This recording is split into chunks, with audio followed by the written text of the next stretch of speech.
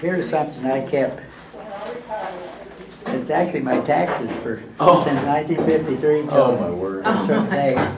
But I roughed it out on that, and I got to put it in a better form, but I couldn't find it. I don't know where it is. And, to just show you what it was like in those years. But there's an asterisk there on one side of it that tells what I done. Oh yeah, installed automatic pin setters. Oh, with the asterisks, yeah. Oh, good. So we can use this. I'm going to make notes as we go. Do you mind if I take that and copy it? No. Okay, good. I'll make sure I get these back to you. But look at the first year there. We were there in 1954. Our first complete year there. And, we made $3,000 something working 7 days a week. 2 people, not one. You know. It's kind of discouraging. So even then, was that not a lot of money? No. Even then, that was a bad. Not for 2 people working in the hours we worked. I mean, 7 days a week. Oh yeah, yeah. Well, I remember my parents belonged to a bowling league from the academy. Yeah. And I used to go down there and fall asleep in those wooden chairs. Did you? I'd get their coats and I'd make my little bed and I'd fall asleep. I remember your dad bowling there. Yeah. Well, let's rewind a little bit if we could and talk. Kind of go back to where you grew up. I know if you don't mind talking about that. I know you. It's kind of a long story. Yeah, maybe we can. I mean, I kind of know a bit of it, but you grew. Again, if you don't mind talking about it for a story, you grew up in an orphanage. Yeah. I was born in Morocco, Indiana. My mother died when I was 4. Tuberculosis. My father had it too, but he didn't die for 2 years. They sent him out to Denver, Colorado. So that's when they thought going to the mountain, rest and do it. He died out there, so I never saw him again. But, I was in the orphanage from April 1926 till April of 1934. They placed me out on a farm that's 100 miles away from. I had 2 brothers and a sister there. I was only 12, and they placed me out 100 miles away on a farm. The guy didn't want a son; he wanted somebody to work. But I was there for about 2 years and 3 months, and then I ran off. And they picked me up. I just left. I was hurt. I wasn't mad. I just hurt. I walked from Kimmel to, they picked me up just about at Warsaw. I walked all the way. From where to Warsaw? Kimmel. Oh, okay. And Jeez. it was at 12:30 in the morning, and the guy stopped. I thought he wanted to give me a ride. It was on Highway 15. Because then sheriffs didn't have marked cars. You know, they had to furnish their own cars. Oh, yeah. And here it turned out to be a deputy sheriff. And he wanted to know if I wanted to ride. I told him, no, I just live down the road. And he knew the people that lived there. He said, you don't live down there. So he took me to jail. The sheriff told me that he wouldn't lock me up if I promised I wouldn't leave, so I promised. And the next day, these people didn't have a phone. They had the sheriff go to Noble County, go tell them, you know, where I was.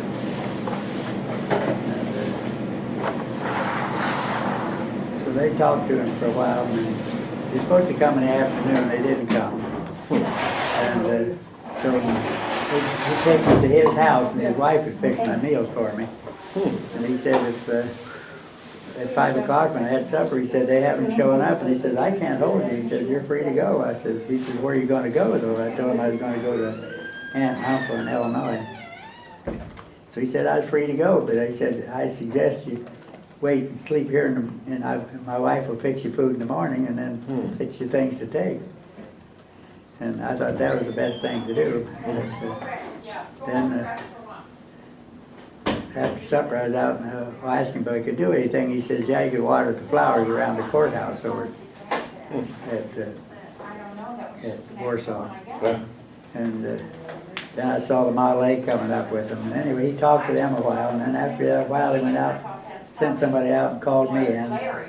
And they said that, he told me, he said, I want them to tell you what they told me. And they told me that they were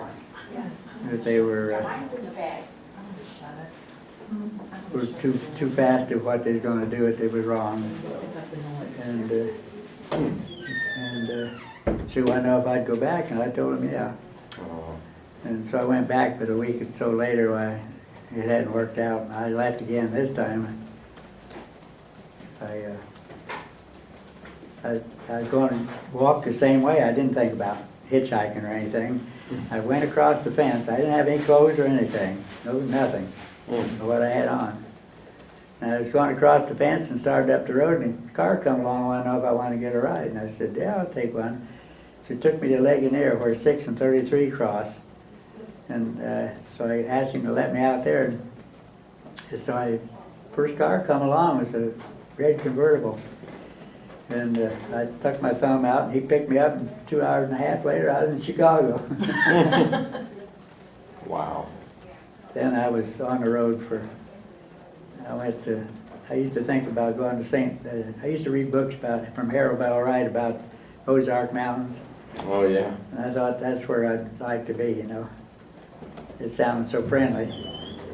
So I was in St. Louis for, I don't know, about 8 or 10 days.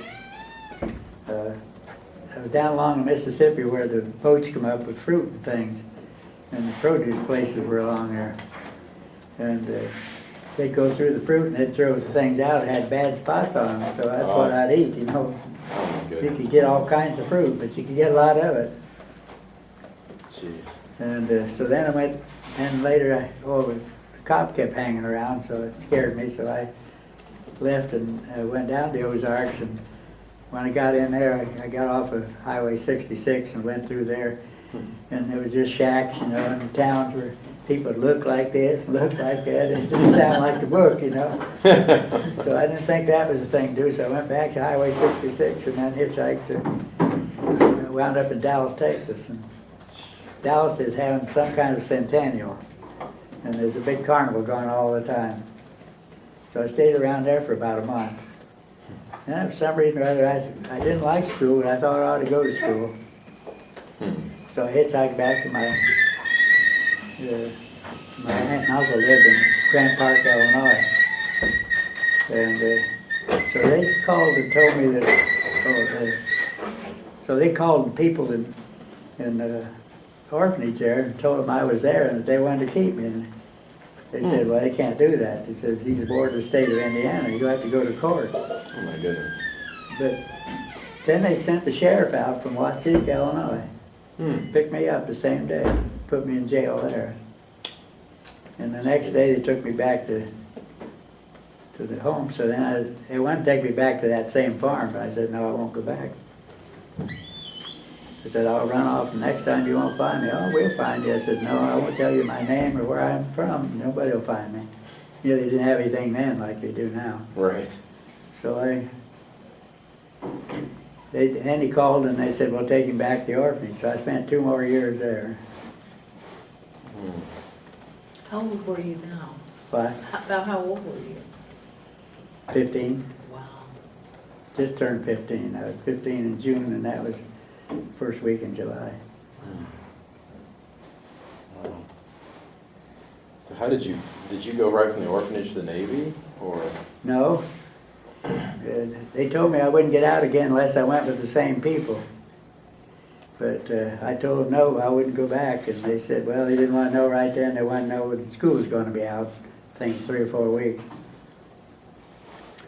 And I told them, well, the answer will still be no. They said, well, why don't you think it over? Well, I got thinking over. And there was a girl there I was interested in. I got to thinking about it, and I'd like to see her again. Of course, that was 2 years since I'd seen her, but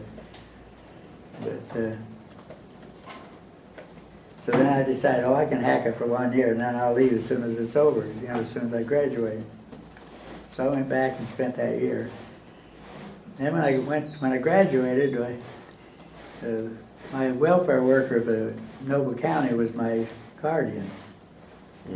And she wanted to get me into college. Her dad was the trustee at Manchester College. And somehow or other, he got it so they offered me a 4-year scholarship. And I was supposed to work with him, on the farm. He had a farm. I was supposed to work with him, and he's going to pay me $30 a month for my board and room. And I wanted to get away from the state control and that orphanage so bad that I said no. She wouldn't sign it. She wouldn't sign it until, I think it was around almost the 1st of August. And she saw I wouldn't change my mind. So then I signed up, but then I couldn't get in until December because there was a waiting list. There was no. So I got in December then, 1939. Incidentally, what town was the orphanage in? Mexico, Indiana. My daughter and son-in-law just took me down there last Sunday to the church. Oh, wow. Was that the same church that was there then? Well, it's a new church. It's the same one, but it's built New across building. the street. Yeah. Wow. Is the town similar? I mean, you probably. Oh, yeah. About the same as it was then. Nothing, that downtown district looks almost exactly the same. Wow. So obviously you watch your step there, Jeanette. You obviously in the Navy and witnessed Pearl Harbor, 41. Where were you first stationed in the Navy? What? Where were you first stationed? First station?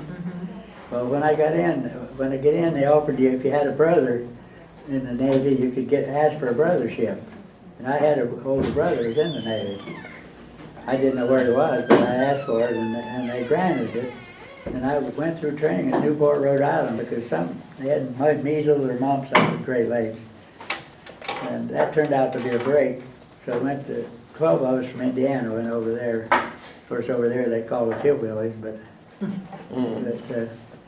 so when I got through training, the Navy sent you the first transportation. They didn't have money in those years to send you by train or bus. So they'd go on the first ship going around. So it took 2 months for me to get around there. Went on an ammunition ship, USS Nitro. We went through, made all the Caribbean islands that way, and then went through the canal. A lot of guys been in the Navy 20 years, never saw the canal. And so I got out there in May of 1940. And then in in July, they was going on maneuvers to Hawaii for maneuvers. Supposed to be out there a month. So we got out there, and then they changed the big base out there, so we never got back till 2.5 years later. Don't you worry, I got it. Didn't knock a thing over. But Jeanette, we'll take care of it. Don't We worry can do about it. that. We'll do it. We can get the rest of it. So the ship I was on was a repair ship to the USS Medusa. And then I was on the Medusa for about 1 year and 3 months. And when I was in high school, I took shorthand. I thought it was fun. I didn't think I'd ever use it. It turned out to be the smartest thing I'd done. Because that gave me office work, and there wasn't too many of them that take shorthand, and the ones that needed somebody shorthand was higher up office, so it gave me a chance to move ahead faster. So I made yeoman second class then, and when I became in excess on that ship, so every time then they sent you were sent from the Navy Department in Washington. Nobody else could send you anywhere except them. But there wasn't that many men in the Navy then, And so they sent me to the USS Sonoma. It's a fleet tug. And oh boy, I didn't want that. But I took my bag and hammock and went over to the place where I was supposed to be, and I asked the guy in the office there, I says, I was supposed to go to this USS Sonoma, where is it at? He says, can you walk on water? I said, oh, I don't think so. Not carrying this bag and hammock. And the Sonoma was in Johnson Island. 1,000 miles away. And, so I didn't know what to do, so I went back to Medusa, so then they sent me to the USS Antares. That's the ship I was on at Pearl Harbor, but it was in a different circumstance. I was on there about 3 months, and the ship's crew, and the Antares was a flagship of Service Squadron 8. That was the supply force for the Pacific Fleet. And the commander of the squadron wanted to write a book. And they interviewed 5 of us, and they selected me, and so they transferred me to Commander Service Squadron 8, ComServon 8. He took me and 2 ensigns along for communication. And we were supposed to take an Army detachment, the Corps of Engineers, to Canton Island, a British-owned island, set up an air base between Australia and Pearl Harbor. And after we unloaded there and left, they sent us to Palmyra Island, about 1,100 miles south of Honolulu, to pick up a tow and take it back to Pearl Harbor, a 500-ton yard craft. And when we went to pick up got ready to leave, a boat come out to bring the mail and whatever they was going to send back to Pearl Harbor. I looked down in this boat and I see this guy, and he looks like my brother. We're out of the water, so we're pretty high up out of the water. I mean, how we unloaded, and he's in a Marine uniform, so it can't be my brother. So I kept watching, then I heard him say something to somebody, and then I knew it was him. And I yelled down, "John," and he looked up, "Jim." So can you imagine meeting your brother in an island in the Pacific Ocean? That's about as rare as it can be, isn't it? And so we started back to Pearl Harbor. This may be getting too long. You can go, I can watch. They sent, we didn't have any major guns on there. All we had was guns for a landing party. 230 caliber machine guns and 12 rifles. That's all right. We didn't have any anti-aircraft guns or anything. So they sent the destroyer selfies down there to escort us back. And when we just got a little ways out of Palmyra, and the selfie detected a sub following us. And so they had us stop all engines, because it was in its early years of sonar. They had to stop everything so they could hear where the sub was. And they'd circle us. The selfies would circle us trying to spot that submarine. They did this all the way back to Pearl Harbor. And the selfies run out of fuel because the extra miles they was going around us trying to find that sub, so they asked permission to go in. So they left us out there 100 miles. But the sub was still there, but we weren't. And we got in, we were supposed to get in Pearl Harbor that morning. And we got in there at 5:30 in the morning. Just about 2.5 hours ahead of the Japanese. And why there's supposed to be a tug there to pick up our tow, but tug didn't show.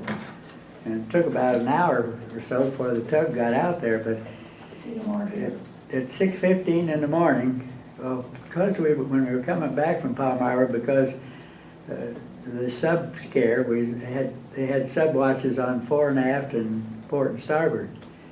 And why we still had them on that morning, even as we was outside Pearl Harbor, and they spotted this periscope. So we notified the ward, which was on duty out there in the Navy Yard, and we watched the ward sink that submarine, but we thought it was just a sham. They fired one shot at it first. It started to come up, and the conning tower come up, and the ward took one shot at it, and then this sub dived. Then they went over and dropped 3 depth charges, and we were pretty close to it, so it pushed our ship sideways when you get the concussion from those. And we thought it was just a sham because the radio was playing music. You know, nothing to suggest anything, and inside the harbor, on Pearl Harbor on Sunday mornings, they'd had simulated dive bombing attacks. So we thought this is what they done outside. We didn't know a submarine could get in there. We didn't. Of course, the United States didn't know they had these little subs. This wasn't a regular This is one of their little subs. They brought in 5 of them and let them off outside the harbor. And they theorized, and never did hear whether the Japanese admitted it or not, but we was the only ship supposed to be in the harbor that morning. And they conceived that they wanted to sink us in the channel and then nobody could get out. But because of the way the thing worked, the tug wasn't there. We never did get in the harbor. Then later with 755, if they'd have called General Quarters right away, Pearl Harbor would have been different. That's where the screw up was. You know, with all the way it was in Washington, the way that this sub, they knew this sub had followed us all the way back, and 2 Army guys had spotted planes coming in from the United States from a new radar station they had up in the mountain. And the officer didn't look at it. He said, that's a ship, we're supposed to have some B-17s coming in from the United States. He never went up and looked at it. If he had, he'd have seen there's a whole lot more than those few B-17s. So that was the second warning they had. They still didn't act on it. About 20 minutes later, after we sent it in, they sent a message back from the Pearl Harbor wanting to know, please confirm. But then when the planes hit, the radio station was still playing music. And I remember my closest buddy was standing with me, and he says, it can't, he goes, DeWitt, it can't be, can it? I said, well, those red balls under there are not ours, under the planes. But we were far enough out of it, we were outside of it, but we could hear the bombing and see the smoke so we just steamed around out there because they wouldn't let us in the harbor. Other ships were coming out as fast as they could come out, especially destroyers. So in the second attack, they come about an hour and a half later. It was all high level then. They weren't down very close, and we were out there by ourselves. The destroyers set up a semicircle around the base entrance, and we were in the middle here, going this way. And the anti-aircraft fire was pretty good, so they stayed up pretty high. But there was 8 of us up on the forecastle of the ship when we was watching the dogfight. You know, 2 planes fighting up in there. And all of a sudden we could hear these planes sound like they were pretty close, and then all of a sudden you could hear gunfire. And we hit the deck, and they were shooting at us, but they were shooting at the bridge, which was up above us. And after the first, 2 of them combined and strafed us, so they ordered everybody below deck, and that's when it got scary, because everybody down there milling around, and the one bomb, and they were high level bombing us, but we were zigzagging. And they weren't close to us, they were. And so after the attack, our captain knew we couldn't get in the harbor, so we went into Honolulu and tied up. And during that night, you could hear gunfire all the time. And of course, the stories that the Japs had landed here and there, you don't know how they can get that on a ship. You know, how can anybody get that? But that's scuttlebutt. That's the way it used to go. But what it was is they were shooting out lights. You know, they thought the Japs had come back to bomb again. And then the odd thing was, the next morning, at around 8 o'clock, I got a telegram from the Red Cross saying my brother was in the hospital at Pearl Harbor. Well, right away, I thought the Japs had hit there, you know, and there's casualties, and they flew him to the hospital there. But it didn't turn out that way. He actually had yellow jaundice, and they flew him back. So I asked the Commodore if I could get there, and he says, yeah. He says, I'll give you my transportation. He had a Jeep signed to him. He says, I'll send my driver over and he'll take you over. But all the way to Pearl Harbor, the Marines had set up gun emplacements, you know, along the road. And every time it'd be, you know, facing guns drawn. It was kind of scary. We got out to the harbor, and John was an outpatient. He wasn't sick. But that's when the terrible part of it was. They're bringing in the casualties and so many burned.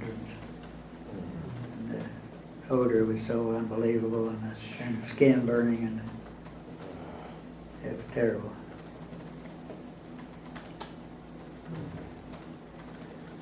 How many, I could look this up, but how many actually died? Do you remember in Pearl Harbor? 2,400 and some. Yeah. Most of them on the Arizona. I believe there's 11 or 1,200 on the Arizona. Hmm. One of them that died on the Arizona was with me on the USS Nitro and worked in the same place I did. We worked in the galley going across the ship's mess place. He and I worked in there. He'd applied for a brother ship, and his brother was on the Arizona. He was killed, but his brother wasn't. His brother lived in Jackson, Michigan then, later, How long did you serve in the Navy? 6 years. 6 years. Now, how did you end up in Culver, Indiana? Well, That's a long story. I had a grocery store at Milwaukee, Indiana for 7 years. And another couple wanted it. And they kept asking about it and asking about it. And I'd taken a building and rebuilt it myself, inside and out. And then a grocery store, and there's another grocery store in town, but these people wanted it, and I could see the handwriting on the wall. That's about the time Kroger, A&P used to start to get bigger, and it was tough to operate in a small town, so I thought I'd sell this thing. So I had one of their customers that lived out of town. They didn't deliver the South Bend paper to his place. He said he can deliver it here. He asked me if they could deliver it there, and I said, yeah. And he said, read it if you want to. I didn't normally read it, but I picked up the thing one day, and I got looking at the classifieds and business opportunities. It said this bowling alley in Culver. No. So I told Mary that night, I said, I'm going to Culver tomorrow. She said, Culver, what are you going to do in Culver? Where's Culver? I said, well, it's southwest of Plymouth. And she said, what are you going there for? And I told her what it was. So I brought Karen. You knew Karen, didn't you? I brought Karen over, and we looked at it. And they was asking one price, and I offered another price, and they wouldn't take it. And so I thought it was all over with. So a month later, I had the chance to, I was wanted to change our hours, because we was open 7 days a week from 6 till 10, but the house was right with the grocery store, so it wasn't, we had a bell on there so you could tell when people came in. But then I went to A&P in Kendallville and applied for a job as meat cutter, and yeah, they'd take me. They wanted me to come right away. I said, no, I'd have to give them some time. So he called me. I told him I'd made a bid on a bowling alley in Culver, and if they took it, I'd take it. But I hadn't heard from them, so I didn't figure they was going to sell it. But I said, if they say yes, I'll probably take it. And so he wanted to know, then called me then. I think I told him I went 2 weeks, and I think the next week he called and wanted to know if I'd work part-time until then. I said yes. We wanted me to come in at 10 o'clock that morning. At 9 o'clock, a guy called and said he'd accept my offer. Now, who did you purchase the bowling alley from? George Robinson. He only had it. Jerome Ezekiel had it. You know him? I knew Remember the him? name. Yeah, Yeah. Zeke, right? They call him Zeke. Yeah, Yeah. Zeke, yeah. He had the farm store and everything. Yeah. He had it, and this George Robinson, I think, bought it from him, but when Zeke had it, it just had a pool table in there. And so George Robinson bought it, and he put the small equipment, which is all electric. The electric grill was only about this wide. French fry was, the French fry was the same size, electric. And it was Did you say Robertson or Robinson? Robinson. Oh, okay. Robinson. Huh, that's my mom's maiden name. No, I'm going to back up a little bit. After the war, did you decide to come back to Indiana, even though didn't seem like there was good memories there, was there? No, no, my best buddy lived in San Antonio. His parents lived in San Antonio. And I'd got one leave in 1943, I got my first leave. And I went in 39, you know. Yeah. Yeah, that's crazy. Why? That's crazy, that's 4 years without a leave, Yeah. jeez. And, well, the way I got it was, the Navy come out with an order that anybody who'd been overseas 15 months had to be sent back for either new construction or reassignment. And I was with SINCPAC headquarters, Commander Service Squadron A, was part of, and that's the top of the Pacific Fleet, you know. And so they engineered it, so they sent me to shorthand school. And I said, why are you sending me to shorthand school? Me and another guy from the same outfit. He said, well, you're going to go as a student aide. And so they sent me there, and we were supposed to go back down to Pearl Harbor, and that would satisfy it. I got 30 days leave and 7 days travel time. So the time come up after school, during the time I was in school, the personnel officer for SINCPAC headquarters got his orders to go to San Francisco to be personnel officer for the 12th Naval District, which is out of San Francisco. And he said, so he changed our orders before he left out there. Instead of going back to Pearl Harbor, where I would have stayed the rest of the war, to go to San Francisco, where he'd be. He and this other kid, another guy and I. So we got up there, and then they put me in pre-commissioning training center. That's which get the ships, crews together and send them to training and that. And so I was there for about a year and a half. And then the war was, this had been the last of 44.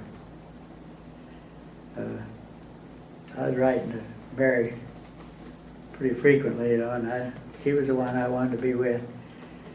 So I wanted to save money. I couldn't save any money in San Francisco, and I didn't have any home or any place to go to, so I thought I'd go overseas, you know, and where you couldn't spend any money.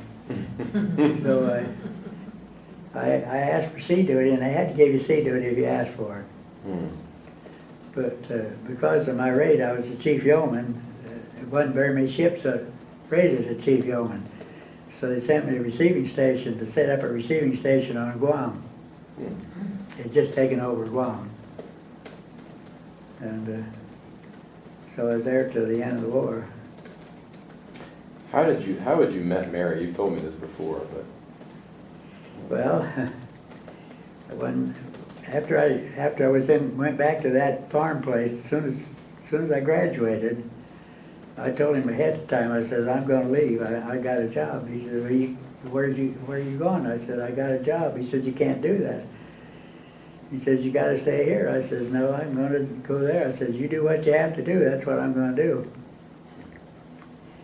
So he called the lady over, the welfare officer, and she said, well, she says that he ought to be able to do it, because she was trying to get me to go to college, so she was already going to take me away from him. But so I asked a couple of guys around, does anybody need any help? And they said, yeah. It turned out to be Mary's uncle. And she lived in Florida. All their family was from here, and this guy married her and took her to Florida, her mother. And so I was out in the barn milking around Labor Day. And the people had a 3.5-year-old daughter, and that's the first time I ever felt like a home. You know, I felt like she was a little sister. I really felt good, and she was the house, and they got company. I didn't know they had company, but she kept saying she wanted to see Jimmy milking the cows, and she just kept on. And finally, Mary says, "I'll take you out." So she brought her out, and I heard two voices. I recognized the little one, but the other one sounded kind of young. And she said, Wilma said she wanted to see milking the cows, you know, so I said I'd bring her out. 'Cause it was hard for me to talk to girls because I was kind of shy around them. But I don't know, it just seemed to be different. And so I wanted to see her again.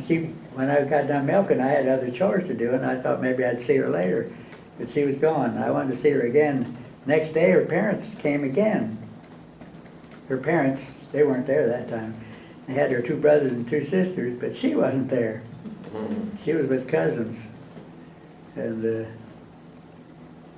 so I kept thinking about that. Oh, I talked to her dad. He wanted to know if I'd ever been to Florida, and I told him no, but I'd like to go. And he said, well, if you ever get down that way, he says, come in. He says, you'd sure be welcome. So 3 months passed, and the field work was done. Thanksgiving had just passed. I kept thinking about that girl. So I asked her uncle, I said, could I take a week and go to Florida? And he said, yeah. So I hitchhiked down. It's 900 miles. But I wound up going farther than that because one of the rides I got in Kentucky, the guy was going to New Orleans. Well, you know, it was cold up here, but that time I wanted to get down where it was warmer. And I would have normally gone, you know, southeast. But I knew he's going to New Orleans. Do you mind if I went to New Orleans? No, he says, I'd like to have you. So he took me to New Orleans, and then he said, I hadn't been here before, and he said, if you want to ride around, I'll take you where you need to go. So we rode around for 2 hours. He brought my breakfast, took me to the edge of town. I got 98, hitchhiked over. And I saw her, but then I found out she was only 14. I was 18. Nobody wanted an 18-year-old with a 14-year-old. So I was about ready to give up, and I thought, no, I'll be in the service, because I was waiting to be called in. You know, my time was waiting there. And she'd go be in school, so there would be no problem. So but I didn't write anybody for a long time until I sent cards there from just a card. But then she started writing to me, and we wrote occasionally, but I was still thinking of her as being too young, you know. But then as time went by, I thought, no, she wasn't too young. So we was writing every day, so the last year we wrote every day. Quick thing, Jeanette, are we keeping you? Because, I gotta take him home. well, we can probably do that if we're keeping you. It's up to you. I mean,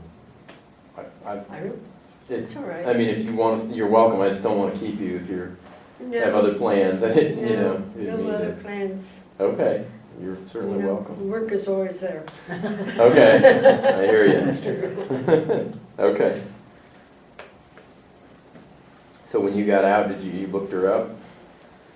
No, when I got out and I left Guam, I told her I'm coming. I told her later I came 7,500 miles to ask you to marry me. Wow. So I got out on the 23rd of December, and of course you couldn't get transportation out of there for 2 weeks or more. So I decided to hitchhike it. So I got there faster probably than I could have gone any other way, because I was in uniform. So first I went through San Antonio and dropped my baggage off there. And so I just went from there with just a suitcase to San Antonio, because I was going to, if she'd marry me, I was going to bring her back to San Antonio.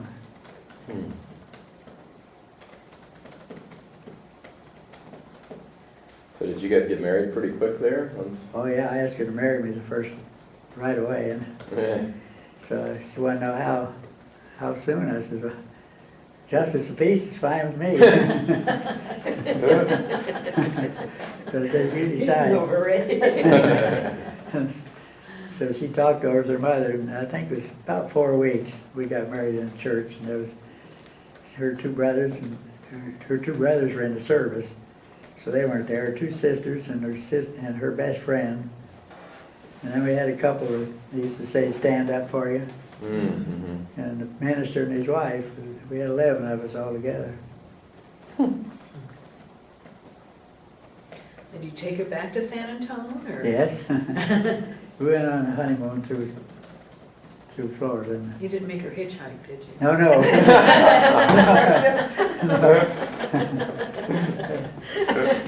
We were in a town in Texas, and we'd stopped in this small town, and of course we'd just been married, and I was kissing her, and somebody tapped on the front of the car, and it was a police officer.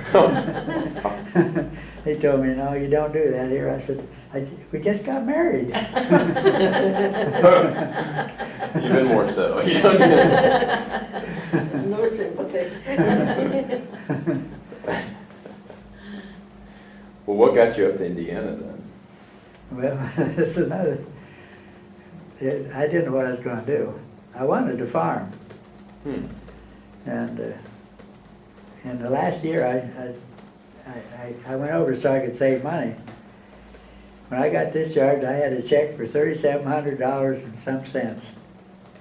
And then I had another check for $162 for transportation back to Indianapolis, because they had to send me back to where I come from. And then I played poker on the way back, and I won $1,400. Wow, that's awesome. So I had over $5,000. So I felt pretty good about it.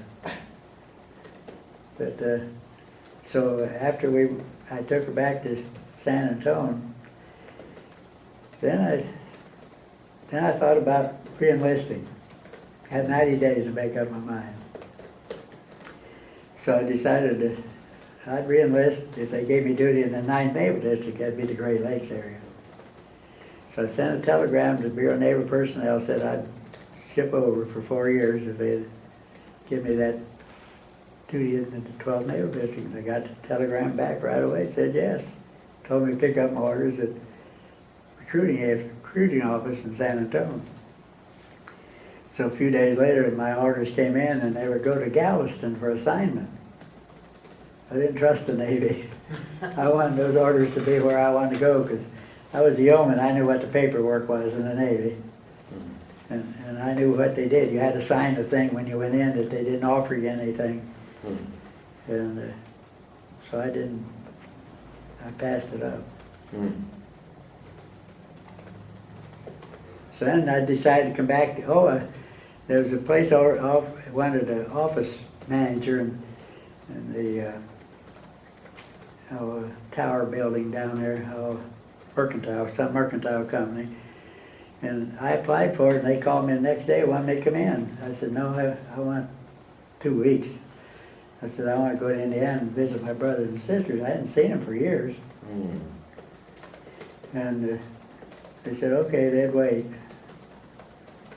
So I went back, and then I got to thinking, no, I don't want to be in no office. So I called them, told them, no, I find somebody else. And I wanted to farm, but farming had changed in that 6 years. You know, before it was a way of life. It wasn't a business. And $5,000, of course I had to buy a car, so I didn't have $5,000 anymore, but I didn't know how I was going to swing it. So. And then I had to pick up this paper when I was with her aunt and uncle. And they had the Ligonier paper. It said grocery store for sale. And we go to church in a little town on Indian Village on Highway 5 in Indiana. And they had a little grocery store in there. I thought that'd really be neat. This was years before, you know, before I went into service. And so I went and I bought the grocery store that night. Wow. Huh. So I was undecided, as you can tell. You know. Now that store was in, you said Wawaka? Yeah. Okay. So let me make sure I had that That's right. the Indian name for mud hole. There was one swale outside the town there. I think that's what part of the time water would stand in there. Wow. Well, you talked about the grocery store, and then you talked about buying the bowling alley. I mean, do you have a sense of how long, I mean, what was its history before Ezekiel had it, do you know, or how long did he have it? Or? Oh, I don't know. There's one in town here. I don't think it was in that location. I think it was somewhere around where the Ford garage was. That's right, it was part of the Kreisberger Yeah, addition, yeah. Oh, really? Yeah, they had their own bowling alley and grocery store extending Yeah. west. Yeah. and those bowling alleys had come out of a flooded bowling alley in Logansport when they had one of the floods. Mm. Right, because he was the largest altar wine merchant in the Midwest, and he was out of Logansport. Bob Kreisberger's grandfather, right, so he would have had, that makes total sense, because his building was in the flood. Bob still got $1 from his dad's business with mud on it from the 1913 Oh. flood. Anyway, go ahead. And the alleys were, they weren't matched because they were taken out of parts of one they could save and parts of one they couldn't. And so they weren't the same color all the way down, it'd be a spot here that's all maple, but it didn't match, When you say that, you're talking about the one you bought. Yeah, Okay, but some of that alley came from the Logansport alley. Yeah, from the flood. right, Okay. yeah. Wow. I thought you meant the Kreisberger one. No. But, okay, I don't know whether those were the ones that were in there or not, but okay, but that's interesting. I didn't hear too much about that, I knew that So you think that the bowling alley you bought dated back maybe as far, you're thinking of the 1913, the big flood in Logansport? I don't know. Don't know one which it was. flood, I okay. don't know which one it was. That's interesting. I think they had more than that one, that was the biggest one, I think. Right. Yeah, that was the biggest one, that's true. Yeah. Okay. Okay. So there was a mix of the two. So you're saying the one you bought was a mix of the Logansport one and then the one that had been across the street down the way, or? I you don't know. Okay, I don't okay, know that. okay. Nobody ever said anything about it, Well, yeah, maybe you can talk a little bit about the setup in the bowling alley and what, because I know you shared a wall with but, yeah, Next Business. it was just a shed onto that. It had one wall toward the tavern, but there's about, I suppose 20 inches in between. Oh, okay. There's enough you could walk through there on, but it was up against the coffee shop building. The guy that owned the coffee shop was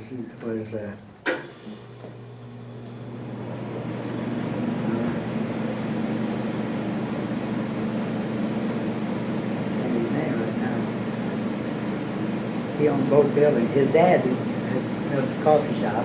He had this side of the built on. The guy that owned it.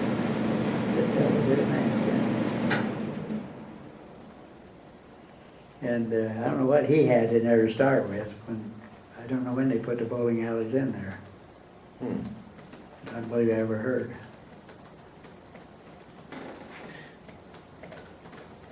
Was Ezekiel then the first one is he the one that got that bowling alley together? Was Ezekiel the one that got the bowling alley and built it? No, Or was somebody I think he else? bought it from somebody else. I don't know what the history of that. I never heard Ezekiel say anything about it. I think we need to do a search on Yeah. Culver VHS. What? Yeah, so we need to do a search on the old Yeah. Culver Citizens I've been putting up, because they, Yeah, I never heard too much about who owned it before. It seemed like one of the guys that owned it before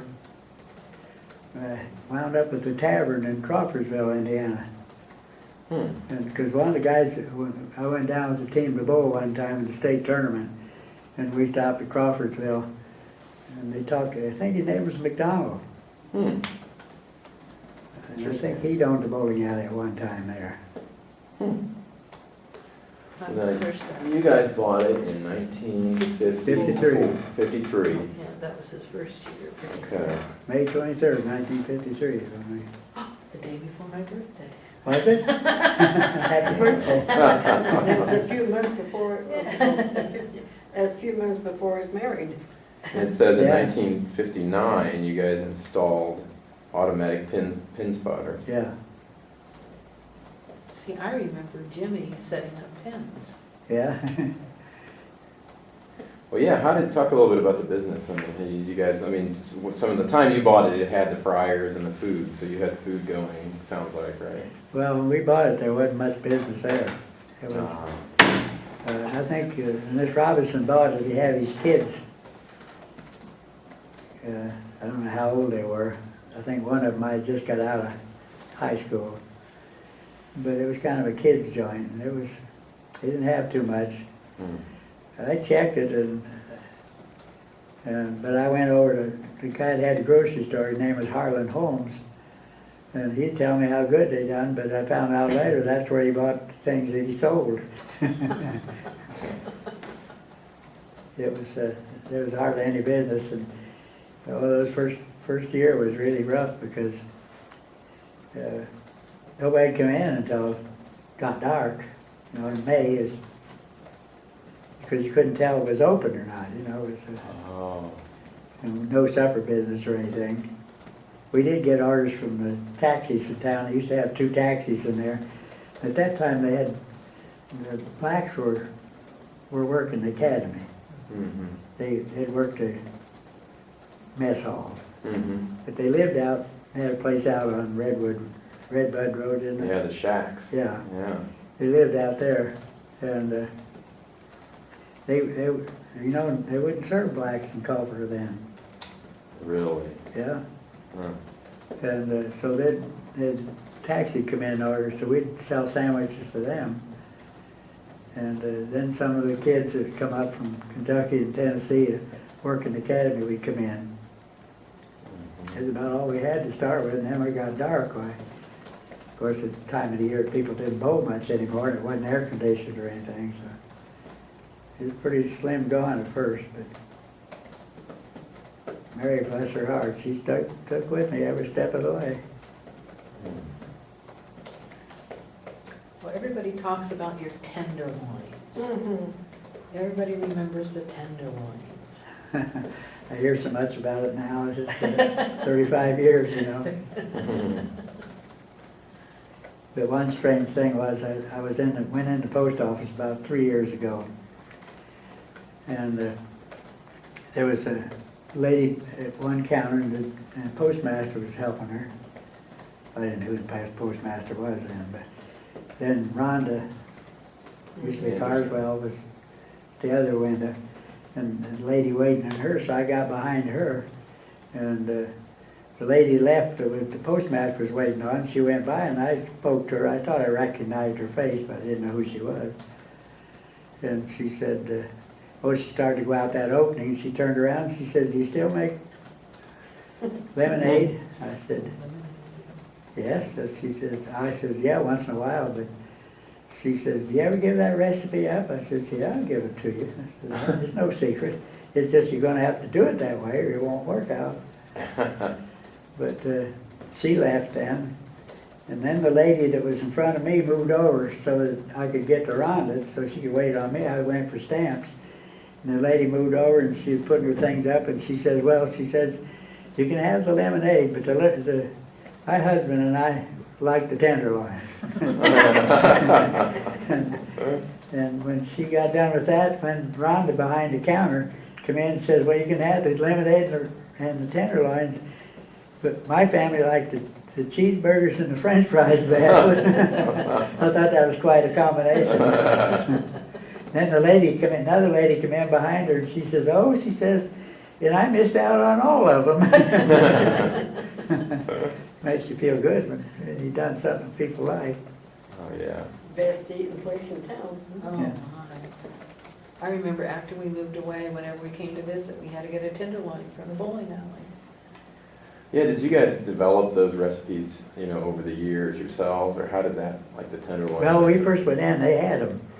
But what it was, we used the pork loin, not the tenderloin. The tenderloin, no good at all in making a sandwich out of.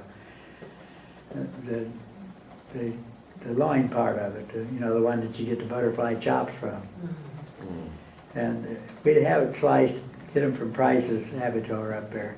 We'd have them sliced at the size we wanted.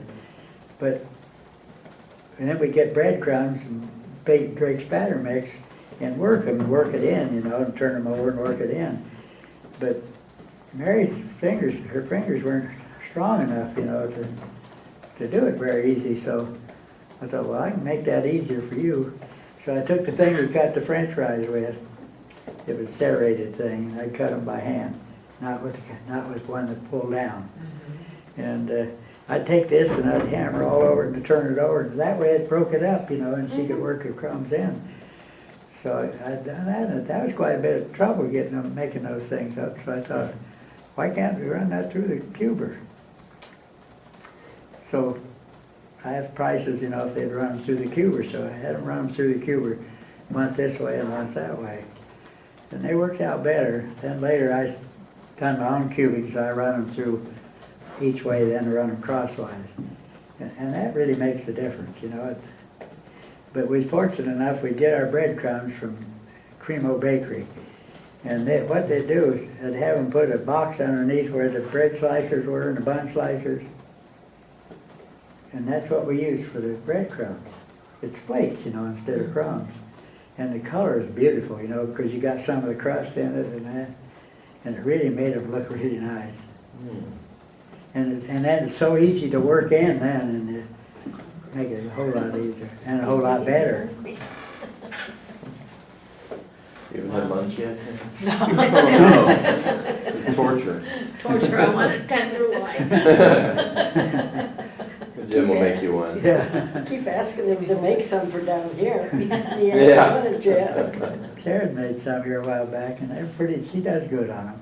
Really? Did you make it after the same style? Yeah. Wow. But she had to use the crumbs that you make, which they're crumbs, you know, they're more like little crumbs Yeah. instead of flakes. But they look pretty nice, so. Would you say that was, what were the most popular things, or was it kind of a mix for people to buy? What were the most popular things for people Well, to you buy? know, you hear people talk about tenderloins, but I bet you we had five to one talked about the hamburger, cheeseburger. Mm. And it was the simplest thing in the world to make. I remember one time, the coffee shop was next door, they sold hamburgers. We sold hamburgers. Katie May and Bob May had the bowling alley. And then Hanson's was the next door, and that's four of us in there selling hamburgers. But when we go to open, the people we'd have to be ready to open. In the wintertime, we'd have to eat in the dark in the bowling alley. Because we wouldn't get to eat if we didn't. And people would be there waiting for us to get hamburgers. Well, one night, Katie May was in there with the cheeseburger. She used to get a cheeseburger. And Levina come in with Rosemarie, her youngest. And somebody asked him, he says, why do you get your hamburgers here? Katie May says, well, it costs too much over where I am. I think they charge a dime more for cheeseburger.